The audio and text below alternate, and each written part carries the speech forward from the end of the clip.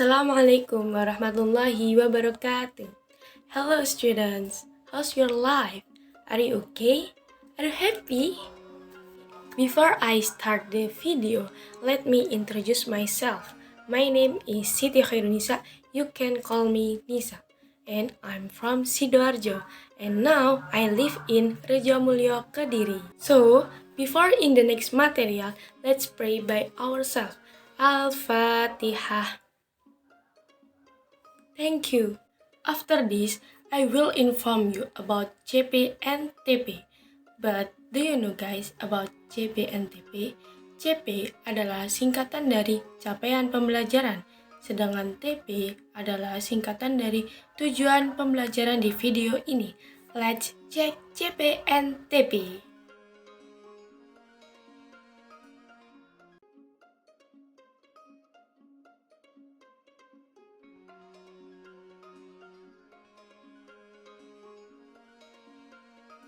Next, after we know about CP and TP, let me continue the video. Before it, I want to ask you all students, are you ready for today guys? Do you ever make an iced tea? How is it? And do you ever save your money? How do you save your money? But do you know about procedure text? Tanpa kalian sadari, kita sudah melakukan teks prosedur dalam kegiatan sehari-hari, seperti yang dicontohkan sebelumnya, langkah-langkah membuat es teh, langkah-langkah menyimpan uang, dan masih banyak lagi. And now, what will we learn today? We will learn about procedure text. So, in this video, I will explain 4 things: the definition of procedure text, social function, generic structure, and language feature of procedure text. For the first one is the definition of procedure text. Procedure text is a kind of text about how to do something. It contains how-to instruction. Jadi, definisi dari teks prosedur yaitu salah satu jenis teks yang berfungsi untuk menginformasikan kepada pembaca tentang langkah-langkah melakukan sesuatu. So, what is the social function of procedure text?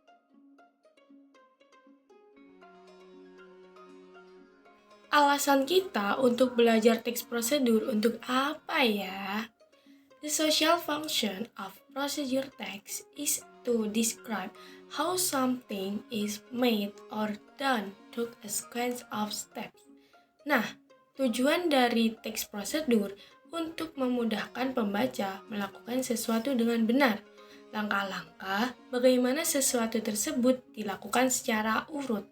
After we know about the definition and social function, and also we should understand about generic structure of procedure text, because this is the way thing you can create a good procedure text. The generic structure of procedure text, there are 3 things that we should understand. Jadi, di pembahasan ini kita akan membahas mengenai struktur dari teks prosedur. For the first one is goal or heading, can be called title. Goal or heading, it contains the purpose of procedure text. Isi dari goal or heading yaitu judul dan juga tujuan dari pembuatan teks tersebut. And the second is materials or thing needed to make something.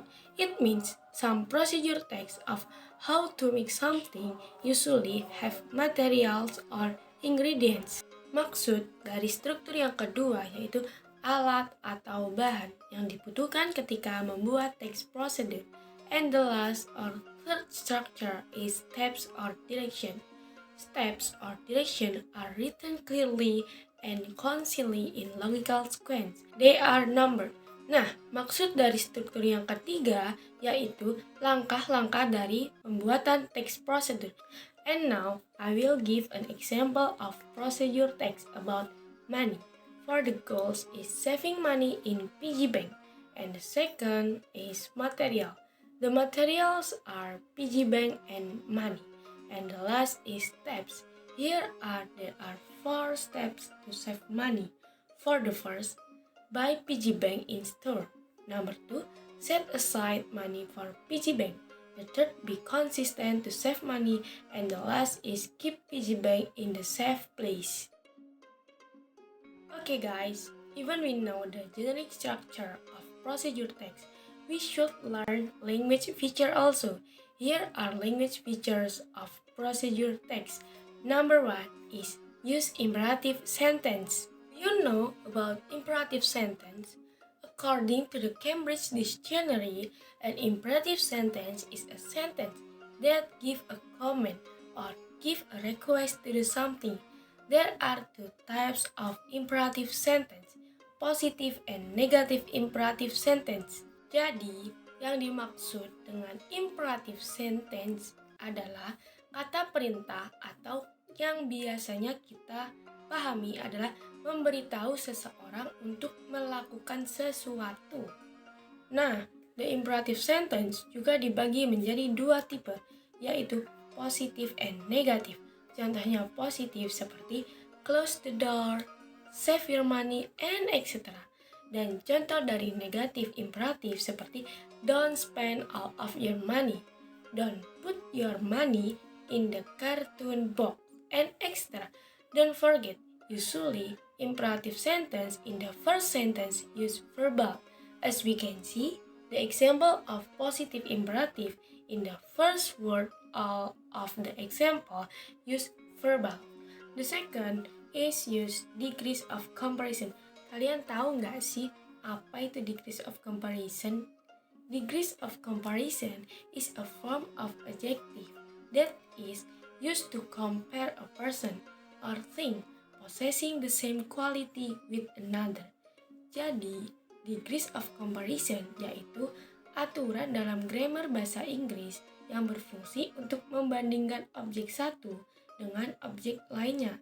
And also, there are three kinds of degrees of comparison, such as positive, comparative, and superlative degrees of comparison. So, what is the difference of positive, comparative, and superlative?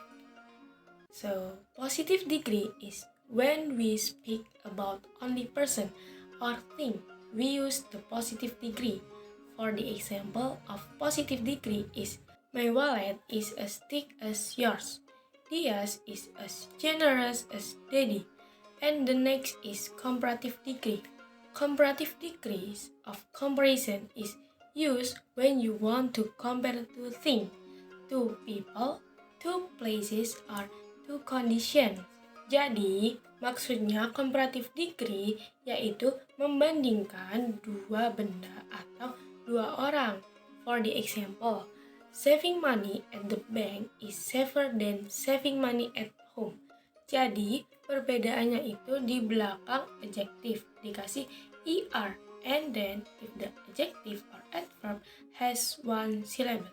And how if the adjective or adverb has two syllables? Add more or less before than adjective or adverb. For the example, Eric studies more diligent than Sarah. So, what about superlative degree?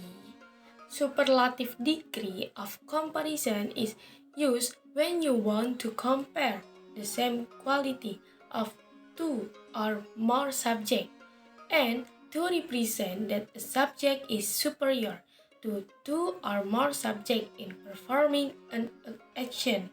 Jadi, maksud dari superlative degree yaitu perbandingan yang paling dari semua benda. For the example, saving money at the bank is the safest. From the example, we can see the safest itu termasuk one syllable. Jadi di belakang safe itu ditambahkan dengan est, jadi safe. Yang artinya menyimpan uang di bank itu paling aman. So, how if two or more syllable? If the adjective has two or more syllable, add most or less. For the example, the facility in ABC Bank is the most modern in the neighborhood. Jadi, fasilitas di ABC Bank itu lebih modern daripada di lingkungan sekitar. And actually, there are language feature other. But I think you can understand with yourself. Okay guys, that's all the material about procedure text. I really hope you understand the materials. Before I close the video, please answer the question carefully in the last part of video. So, that's about my video. Thank you for watching. See you guys.